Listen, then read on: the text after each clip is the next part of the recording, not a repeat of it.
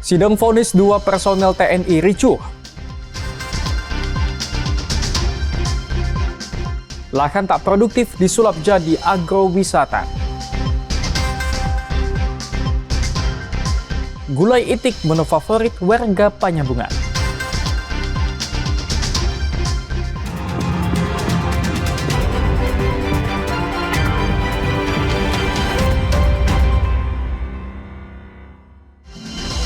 Halo, selamat pagi saudara. Kompas Sumut hari ini hadir dengan beragam informasi penting dan menarik dari Sumatera Utara. Selain 3 sorotan tadi, sejumlah informasi lain akan kami sajikan dalam Kompas Sumut. Bersama saya Emir Syapurba, inilah Kompas Sumut selengkapnya di Kompas TV, independen terpercaya.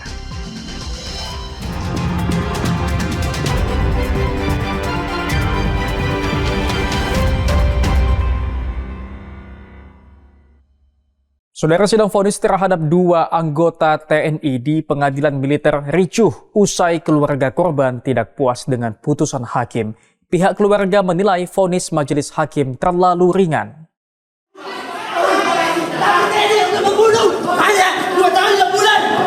Kerabat dan keluarga korban kasus meninggalnya seorang remaja di Serdang Bedagai akibat tertembak berteriak histeris dan protes atas putusan hakim yang dinilai terlalu ringan.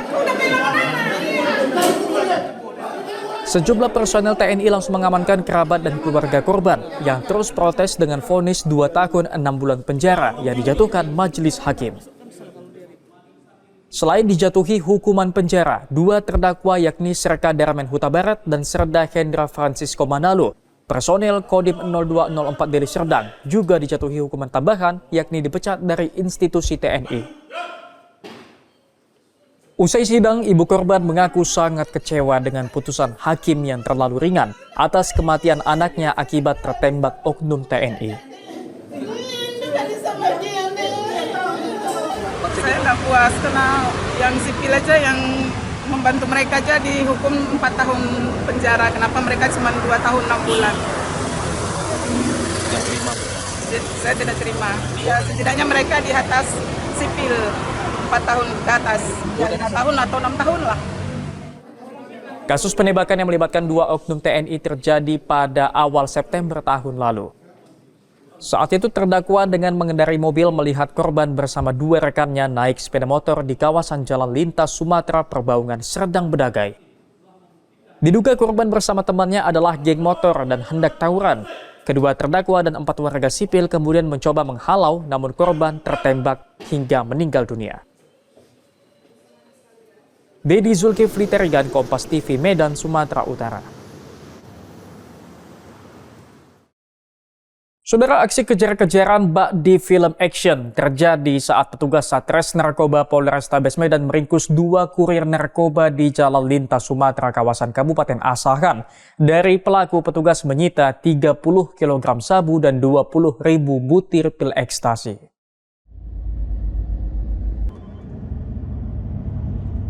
Itulah video amatir saat petugas melakukan pengejaran terhadap sebuah mobil yang ditumpangi oleh kedua pelaku. Pelaku yang merupakan paman dan keponakan terus berupaya melarikan diri usai menyadari petugas mengikutinya. Aksi kejar-kejaran berakhir usai polisi mengadang mobil pelaku. Dari mobil pelaku, polisi menemukan 1 koper berisi 30 bungkus narkotika jenis sabu dan 4 bungkus narkotika jenis pil ekstasi yang jumlahnya mencapai 20.000 butir. Kapolres Tabes Medan, Komisaris Besar Polisi Gideon Arif Setiawan bilang penangkapan 2 pelaku dilakukan usai petugas Satres Narkoba melakukan pengembangan atas pengungkapan kasus sebelumnya. Dari hasil pengembangan ternyata dideteksi adanya upaya pengiriman narkoba kembali dari Malaysia menuju kota Medan melalui jalur perairan Asahan. 1 dari 2 pelaku bahkan menjemput langsung narkoba menggunakan sampan. Hasil pemeriksaan, pelaku tercatat bukan kali pertama menjadi kurir narkoba, karena sebelumnya sudah pernah mengantarkan narkoba dengan jumlah besar dan mendapat imbalan sebesar 70 juta rupiah. Untuk narkobanya didatangkan dari mana, Pak? Apa? Untuk narkobanya didatangkan Malaysia. dari mana? Malaysia. Ini lewat jalur laut. Jalur laut, kapal kecil, kemudian disambut sama dia pakai kapal ya. Kamu nyambutnya pakai kapal? Hah? Sampan kecil. Pakai sampan kecil. Jadi dia yang jemput ke laut. Dua pelaku yang ditangkap kini terancam penjara selama lebih dari 5 tahun atau maksimal dapat dihukum dengan hukuman mati karena dijerat dengan Undang-Undang Nomor 35 Tahun 2009 tentang narkotika. Ferry Irawan, Kompas TV, Medan, Sumatera Utara. Saudara, seorang petugas Badan Narkotika Nasional Kabupaten Asahan ditangkap karena merampok menggunakan senjata api. Pelaku menjalankan aksinya dengan berpura-pura melakukan razia bersama 2 rekannya. Pelaku berinisial HRF, oknum petugas BNN Kabupaten Asahan, ditangkap Satreskrim Polres Asahan karena terlibat perampokan seorang warga. Pelaku bersama 2 orang rekannya nekat merampok dengan modus razia BNN. Aksi pelaku sendiri direkam warga dan viral di media sosial. Dalam rekaman amatir warga, seorang dari komplotan pelaku membawa senjata api jenis laras panjang saat mengamankan seorang warga di Kecamatan Aek Kuasan, Kabupaten Asahan.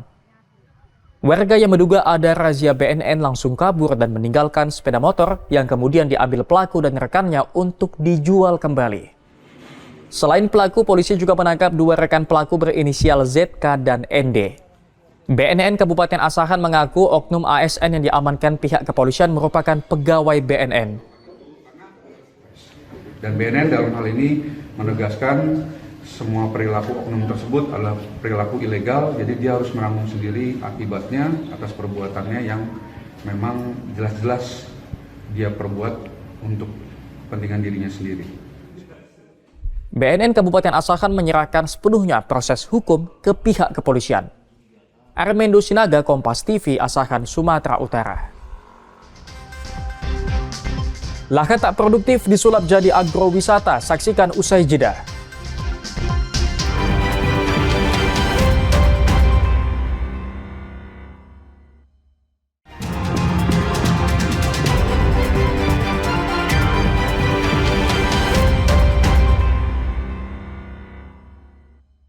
Masih bersama saya Emir Syapurba dalam Kompas Sumut. Saudara, lahan tak produktif seluas 60 hektar di Desa Runding, Kabupaten Mandailing Natal disulap menjadi lokasi agrowisata.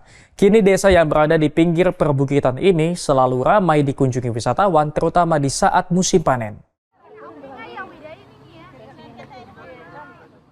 Hampir setiap hari, Desa Runding di Kecamatan Panyambungan Barat, Kabupaten Mandailing Natal dipenuhi wisatawan dari berbagai daerah. Di desa yang terkenal dengan agrowisata buah ini, pengunjung dapat memanen aneka buah seperti buah lengkeng, rambutan, alpukat, hingga durian yang tumbuh subur di lahan-lahan milik warga di desa ini. Desa kecil di pinggiran perbukitan ini sukses menjadi tujuan agrowisata setelah salah seorang petani Azwar Pulungan mengembangkan lahan tidur milik keluarganya seluas 15 hektar menjadi kebun buah terintegrasi sejak 7 tahun lalu. Ide kreatif alumni Institut Pertanian Bogor ini menjadi inspirasi bagi warga desa lainnya untuk ikut bercocok tanam buah. Kini lahan tidak produktif seluas 60 hektar di Desa Runding sudah menjadi lokasi agrowisata buah. Nah, tanaman tua, tanaman buah kita udah mulai berbuah, udah mulai berproduksi. Nah, disinilah masyarakat pada umumnya di Desa Runding ini tertarik dan menanam rata-rata menanam buah. Hampir kalau nggak salah mungkin hampir 60 hektar sekarang tanaman buah yang ada di Desa Runding. Khairul Bazar, Kompas TV, Mandailing Natal, Sumatera Utara. Saudara, sebuah pulau kecil di bagian utara kota Medan menjadi rumah bagi ribuan burung endemik dan burung migran dari belahan bumi utara. Selain menjadi rumah bagi ribuan burung, pulau seluas 1,3 hektar ini juga menjadi benteng alami saat air laut pasang. Berada di bagian utara kota Medan, tepatnya di seberang Laut Belawan, Pulau Burung menjadi persinggahan banyak burung. Tidak hanya burung endemik Sumatera, melainkan burung migran dari belahan bumi utara. Terdapat 2 spesies burung migran yang terdata di Pulau Burung seperti burung gajahan benggala yang berasal dari Rusia atau belahan bumi bagian utara dan burung trinil. Burung-burung migran ini biasanya datang antara bulan November hingga Februari. Kelompok masyarakat pemerhati mangrove mengaku Pulau Burung ini awalnya hanya memiliki luas setengah hektar pada tahun 2011. Setelah rutin dilakukan penanaman mangrove, kini Pulau Burung memiliki luas 1,3 hektar. Kemudian kami mulai melakukan penambahan penanaman dan akhirnya burungnya makin bertambah di situ. Nah, ini memang seharusnya sudah menjadi konservasi kita karena ini adalah Kota Medan, ya. Jadi masyarakat juga harus tahu bahwa di Kota Medan ini ada pulau burung yang di situ juga ada burung migran. Jadi ada 2 spesies burung migran di situ. Yang biasanya di bulan-bulan 11 sampai bulan-bulan Februari, ya mereka datang ke situ. Salah satunya gajan penggala sama trinil, burung migran. Dan juga ada burung juga tongtong, burung bango tongtong. Pemerintah Kota Medan diharapkan memberikan perhatian khusus pada pulau burung. Karena selain menjadi rumah bagi aneka ekosistem, pulau burung juga mampu menjadi benteng yang menahan abrasi di perairan Belawan. Dedi Zulkifli Terigan, Kompas TV, Medan, Sumatera Utara.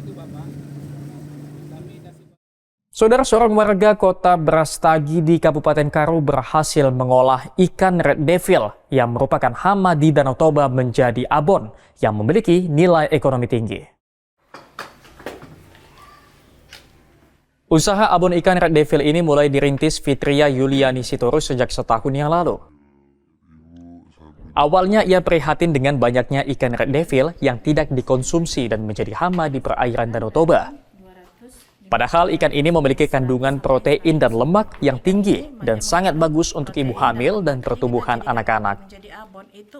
Dengan menggunakan campuran rempah-rempah seperti gula merah, jahe, bawang yang dihaluskan, Fitria Yuliani mengolah abon ikan red devil yang diperolehnya dari nelayan di sekitar Danau Toba. Untuk 1 kilogram ikan red devil mampu menghasilkan sekitar 3 ons abon ikan. Saat ini, Fitria Yuliani memasarkan abon ikan red devil ini melalui daring. Ia menjual abon ikan red devil seharga Rp200.000 untuk 1 kilogram. Ada inspirasi membuat ikan red devil untuk menjadi abon. Karena kenapa? Red devil ini kan dianggap sebagai hama oleh masyarakat. Dan berita itu sudah booming dari luar negeri bahwasanya red devil ini adalah hewan hama. Seperti itu. Jadi kita gunakan red devil ini, ternyata red devil ini mengandung protein yang cukup tinggi dan lemak yang tinggi untuk pertumbuhan dan perkembangan anak dan ibu hamil untuk mencegah stunting. Jadi sebagaimana yang pada saat ini adalah stunting itu digawe-gawekan oleh masyarakat dan oleh Bapak Presiden kita untuk dicegah. Dinas Kelautan dan Perikanan Kabupaten Karo sangat mendukung upaya yang dilakukan Fitria Yuliani agar populasi ikan red devil dapat dikendalikan dan mampu memberikan nilai ekonomi bagi masyarakat di Danau Toba. Jadi kedepannya dengan adanya nanti pengolahan red devil ini, populasi red devil di Danau Toba akan semakin berkurang, yang nantinya bisa meningkatkan produksi ikan endemik di Danau Toba.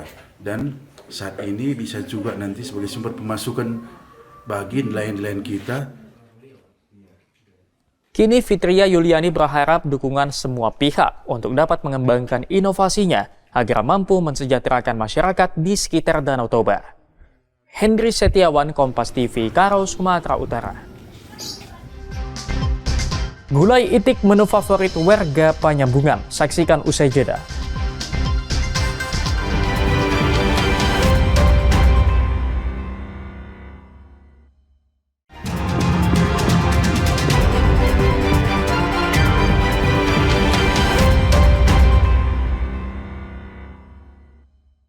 Masih bersama saya Emir Syahpurba dalam Kompas Sumut. Saudara, bagi Anda penggemar kegiatan alam bebas, Deleng Tujuh Dayang mungkin bisa menjadi pilihan.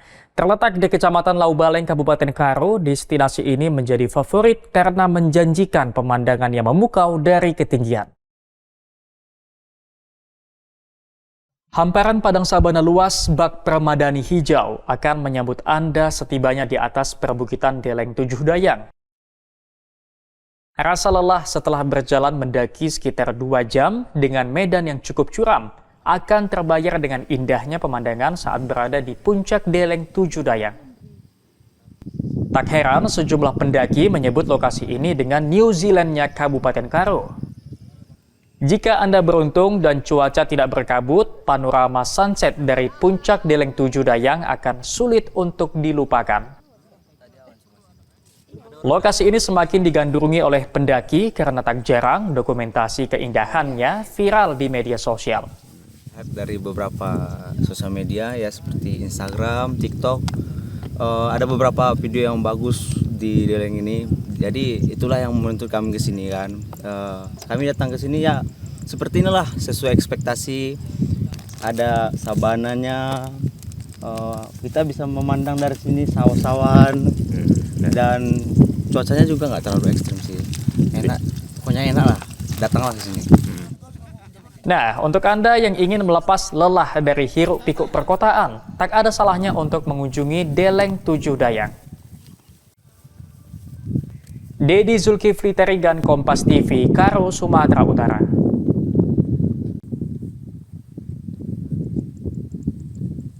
Saudara, di desa Aik Sabaon, Tapanuli Selatan, Sumatera Utara, ada sebuah warung kopi menawarkan wisata kopi. Di sini pengunjung dapat memetik kopi sebelum diracik dan disajikan. Inilah warung kopi yang menyediakan konsep unik. Di sekitar warung ini ada lahan seluas 1 hektar untuk wisata petik kopi. Di lahan ini, pengunjung dapat merasakan pengalaman memetik kopi sebelum menyeruput kopi yang sudah diracik. Dengan panorama alam dan asri dapat memanjakan para pecinta kopi, apalagi pengunjung dapat membayar seikhlas hati. Kopi yang disuguhkan berupa olahan kopi Arabica dengan proses full wash dan menghasilkan sensasi fruity yang menjadi pilihan para penikmat kopi. Untuk rasanya keduanya sangat mantap. Kalau yang suka original, mungkin yang kopi hitam dengan gula aren ini oke. Oke Bang, selain cita rasa, lokasi di sekitar seperti apa? Iya, lokasi sekitar, karena ini dekat Sibio-bio ya, jadi sangat sejuk. Kemudian lebih untuk yang pencari ketenangan, yang suka baca, ya seperti saya yang suka menulis, bolehlah datang ke sini. Bisa sambil berwisata, berekreasi, sambil ngopi, dan sambil makan. Oke Bang. Awalnya pemilik warung Dirtiawati harahap sekedar menanam kopi, kemudian muncul ide mengolah serta menyuguhkan olahan kopi miliknya beberapa tahun lalu. Respon positif pengunjung membuat Dirtiawati memilih bertahan menjalankan usahanya. Kita menyediakan jenis kopi Arabica dan Robusta. Arabica itu ada beberapa proses pengolahan, salah satunya natural, wine atau fruity, lebih banyak dikenal orang, dan yang biasa untuk diminum adalah full wash. Konsepnya seperti apa Kak? Konsep sejauh ini di Tiana adalah minum sepuasnya, bayar seikhlasnya. Kenapa konsep ini dibuat? Biar masyarakat luas bisa mencicipi kopi yang enak. Jika kita buat patokan harga, maka akan orang sekitar merasa itu tidak wajar dengan harga segitu, karena Tiana Kopi itu tempatnya berada di daerah. Memberi pengalaman memetik kopi sekaligus menyediakan lokasi wisata kebun kini menjadi pilihan wisatawan saat melintas di Tapanuli Selatan. Khairul Bazar, Kompas TV, Tapanuli Selatan, Sumatera Utara. Saudara, hidangan gulai itik dengan sajian kuah santan menjadi menu primadona warga di Kabupaten Mandailing Natal. Betapa tidak, kuah santan dengan rasa pedas dipadu gurihnya daging itik dijamin akan membuat Anda ketagihan. Gulai itik Jamanggis, itulah menu andalan salah satu rumah makan di Jalan Lintas Timur Panggorengan, Kota Panyebungan, Kabupaten Mandailing Natal. Gulai dengan sajian kuah santan pedas dipadu gurihnya daging itik menjadikan menu ini selalu diburu oleh masyarakat. Proses pembuatan gulai itik sendiri tidak terlalu rumit. Aneka bumbu seperti irisan bawang merah, serai, cabai giling merah, dan rawit serta lengkuas menjadi bumbu utama yang dimasak dengan potongan daging itik dan sedikit kuah santan. Untuk menambah rasa gurih dan menghindari aroma amis, pengelola rumah makan menambahkan sedikit campuran air perasan asam. Untuk menjamin kelezatan rasanya, pengelola rumah makan memasak gulai itik dengan menggunakan kayu bakar. Kalau masak kayu bakar, dia lama, rasa agak lama, enggak gampang basi. Oke, artinya tahan lama. Tahan lama dia. Kalau memakai gas, sebentar aja udah udah agak berbau ya. berbau lah dia. Oke, dari cita rasanya Bang, itu mempengaruhi nggak Bang pakai kayu bakar ini Bang? Pasti. Itu seperti apa? Kayu bakar ini karena dulu pun masak pakai kayu bakar biar enggak biar tahan lah dia. Aromanya pun aroma kayu itu pun masuk dia ke dalam ke dalam gulai itu. Setiap hari, sedikitnya 7 hingga 10 ekor itik diolah untuk memenuhi pelanggan. Bahkan tak jarang pelanggan harus menunggu lebih dari 1 jam untuk dapat menikmati gulai itik ini. Gulai itik yang ku nikmati hari ini, saya sudah nunggu mulai dari jam 11 tadi. Ternyata baru masak jam 12:15. Saya sangat suka kepada cita rasanya, pedasnya terasa. Yang kedua tidak ada amis. Dan dagingnya pun agak lembut, nggak keras dia. Jadi ditambah lagi tadi ada acarnya, tomat, bawang dan cabai rawit. Memang sering datang sini untuk? Oh iya, kadang sekali 3 hari kalau saya lagi di Panjabungan. Dan ini menjadi menu wajib makan siang saya di hari Selasa atau hari Kamis. Harus Bang ya? Harus. Oke, siap Bang. Untuk 1 porsi, gulai itik dibanderol dengan harga Rp20.000 plus hidangan nasi panas. Tim Liputan Kompas TV Mandailing Natal, Sumatera Utara. Sampai di sini Kompas Sumut hari ini. Anda bisa menyimak video tayangan kami di kompas.tv atau menyaksikannya secara langsung via streaming di kompas.tv/live. Kami undur diri, tetap saksikan rangkaian program berita di Kompas TV, independen, terpercaya.